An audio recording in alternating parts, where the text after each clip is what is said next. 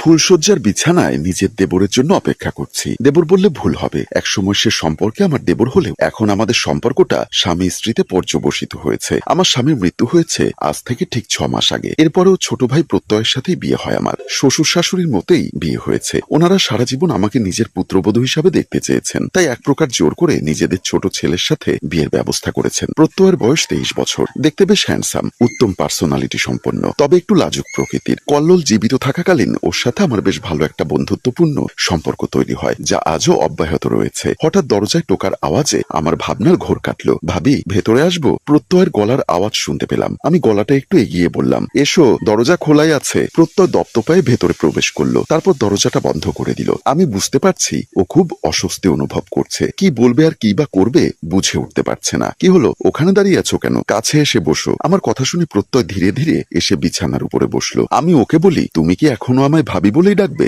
দেখো, আবার দেবর ভাবির সম্পর্কটা কিন্তু এখন আর নেই। আমাদের সম্পর্ক অন্য একটা পরিণতি পেয়েছে। আমি জানি ভাবি, আবার ভাবি বলে ডাকছো, ভালো হচ্ছে না কিন্তু একদম। আমার একটু সময় লাগবে সবটা গুছিয়ে উঠতে। আচ্ছা, আর ভাবি বলে ডাকবো না, শুধু নাম ধরেই ডাকার চেষ্টা করব। ঠিক আছে, আমার খুব ঘুম পাচ্ছে, চলো শুয়ে পড়ি, কাল সকালে বাকি কথা বলবো। প্রত্যয়ের কথা আমায় ভীষণ বিরক্ত ধরিয়ে দিল। এক্ষুনি শুয়ে পড়বে? আজ না আমাদের ফুলশয্যা, এই রাত জীবনে আর দ্বিতীয়বার আসবে না। শুধু ঘুমিয়ে নষ্ট করব নাকি? তাহলে কি করব? চলো, আমায় তোমার কাছে টেনে নাও। আজ সারা রাত শুধু আমাদের দুজনের। আমার কথা প্রত্যয়ের অস্বস্তি আরো কয়েক গুণ বাড়িয়ে দিল। আমাকে দূরে ঠেলে দিল সে। ভাবি, আমার কিছুটা সময় দাও, এখন এসব কিছু করতে পারবো না আমি প্রত্যয়ের কোনো কথা শুনলাম না। এক ধাক্কায় বিছানার উপরে শুয়ে দিলাম। তারপর ওর পাঞ্জাবির বোতামগুলো খুলতে শুরু করি। আমার মুখটা প্রত্যয়ের কান বরাবর। ওকে ফিসফিস করে বলতে লাগলাম, একমাত্র এটাই পারবে আমাদের ভেতরের সমস্ত লজ্জা দূরত্ব ঘুচিয়ে দিতে। এসো, আমাকে আপন করে নাও। কিসের এত দ্বিধা? তুমি না পুরুষ, তোমাকে এই নশংসকতা শোভা দেয় না। এই বলে আমি আমার স্ত্রীর অধিকার আদায় করে নিতে লাগলাম। প্রত্যয় এক পর্যায়ে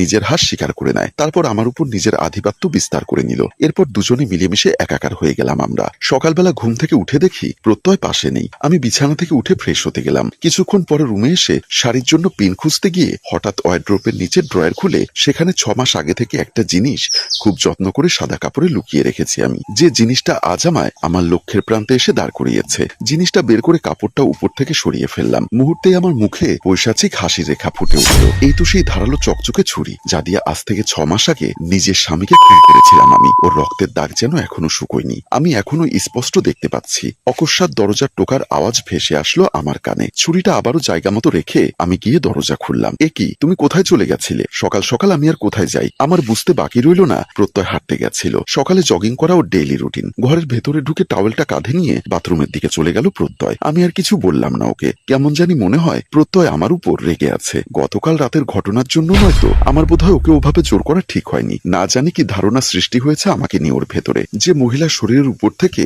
বৈধব্যের গন্ধ এখনো পুরোপুরি যায়নি, সে বাসরাতে নিজের স্বামীর উপর ক্ষুধার্ত হায়নার মতো ঝাঁপিয়ে পড়ল। না, এই ব্যাপারটা সত্যি বাড়াবাড়ি হয়ে গেছে। প্রত্যয় আবার সন্দেহ না করে বসে এই নিয়ে। একটু পরে গোসল সেরে প্রত্যয় ঘরে ঢুকে পড়ল। ওর কোমরের উপরে একটা টাওয়েল চড়ানো। এই দ্বিতীয়বারের মতো প্রত্যয়কে এত কাছ থেকে দেখছি আমি। এর আগে একবার দেখেছিলাম যখন কল্লোল বেঁচে ছিল। সেই দিনই প্রত্যয়ের প্রেমে পড়ে গেছিলাম আমি। প্রতি রাতে যখন কল্লোল আমার উপরে পুরুষত্ব ফলাতে ব্যস্ত থাকতো, আমি চোখ দুটো বন্ধ করে প্রত্যয়ের কথাই ভাবতাম। আমার কল্পনার জগৎ কল্লোলকে সেই মুহূর্তগুলোর জন্য প্রত্যয় বানিয়ে দিত। যদিও কল্পনার ঘোর কাটতেই প্রতিবারেই হতাশা মিলত আমার ভাগ্যে। মনে প্রাণে এটাই চাইতাম আমি শুধু প্রত্যয়ের। ওকে নিজের স্বামী হিসাবে পাওয়ার বাসনা আষ্টে পিষ্টে চেপে ধরে। ওর মতো সুদর্শন পুরুষ জীবনে দেখিনি আমি। নম্র, ভদ্র, শান্তশিষ্ট একটা ছেলের ভেতরে যে পুরুষত্বের আগুন লুকিয়ে আছে, আমি প্রত্যয়ের কাছে গেলেই আঁচ পেতাম। ও সেই আগুনে নিজেকে পুড়িয়ে দেবার মতো ছটফট করতে থাকি। অবশেষে আমার সেই বাসনা পূর্ণ হলো। আমি ভালো করেই জানি কল্লোল জীবিত অবস্থায় প্রত্যয় মরে গেলেও আমার সাথে অনৈতিক সম্পর্কে জড়াতো না, কারণ ও এ ধরনের ছেলেই নয়। নিজের বড় ভাইকে বাবার মতো শ্রদ্ধা করত,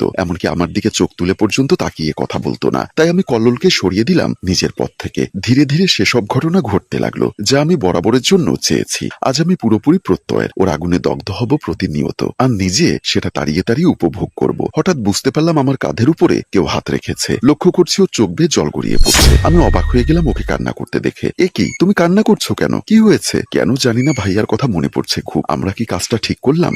কি কাজ ঠিক করিনি আমরা? আমাদের বিয়ে করা। না জানি ভাইয়ার আত্মা কতটা কষ্ট পাচ্ছে। ও কোনোদিন ক্ষমা করতে পারবে না আমায়। এর ভাইয়ের প্রতি আধিক্যতা দেখে গা জ্বলে যাচ্ছে আমার, কিন্তু সেটা বুঝতে দেওয়া যাবে না। তাই শান্ত করার জন্য বললাম, এটা তোমার মনের ভুল। তুমি তোমার ভাইকে অনেক ভালোবাসো কিনা তাই। মৃত মানুষের আত্মার পৃথিবীর সাথে কোনো যোগাযোগ থাকে না। তুমি নিজের আবেগটাকে একটু নিয়ন্ত্রণ করো প্লিজ। আমি এত কিছু জানি না। আর দেখো, একটা কথা বলে দেই তোমায়। কি কথা বলো? আমার একটু স্পেস চাই, আর কয়েকটা দিন যাক, আমি নিজে আসবো তোমার কাছে। নেহায়েত বাবা মায়ের কথায় বিয়েতে রাজি হয়েছি, কিন্তু এই সম্পর্কটা মন থেকে মেনে নিতে একটু সময় লাগবে আমার। গত রাতে যা হয়েছে রীতিমতো গা ঘিন ঘিন করছে এখন আমার। আমি এতটাই আনকমফোর্টেবল, প্লিজ আমার দিকটা একটু বোঝার চেষ্টা করো। আচ্ছা ঠিক আছে, তুমি যা ভালো মনে করো, আমিও আর জোর করবো না তোমায়, কথা দিচ্ছি। আমার কথা শুনে প্রত্যয় যেন একটু শান্ত হলো। সত্যি বলতে ওর হাসি মুখ দেখে আমারও খুব ভালো লাগছে। আমাদের শেষ হলে প্রত্যয় ঘর থেকে বেরিয়ে গেল। আমরা এখন আমার পুরনো ঘরে থাকি, তাই ভাবলাম প্রত্যয়ের একটা ছবি এনে সাজিয়ে রাখবো। তাই আম্মাকে জিজ্ঞাসা করলাম, আম্মা প্রত্যয়ের একটা ছবি ঘরে রাখবো ভাবছি, কোথায় পাওয়া যেতে পারে প্রত্যয়ের ছবি? মা বললেন, একটা ফ্রেমে বাঁধানো ছবি প্রত্যয়ের ঘরেই আছে,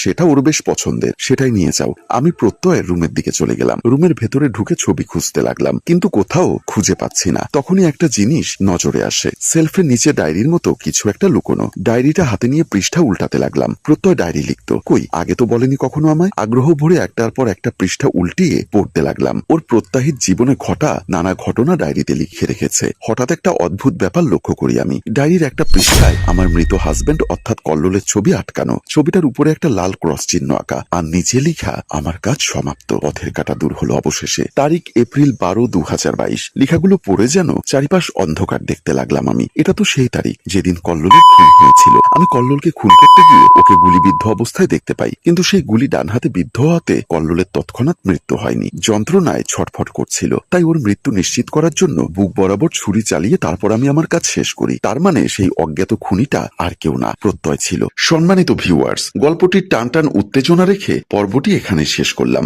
গল্পের বাকি অংশ দেখতে চাইলে এই পর্বটি শেয়ার করে অবশ্যই কমেন্ট বক্সে জানিয়ে দিবেন। গল্পটির ভাবনা ও পরিচালনায় অভি, ক্যামেরায় শিহাব ও শাকিল এবং প্রযোজনায় মঞ্জুর মোর্শেদ। ধন্যবাদ।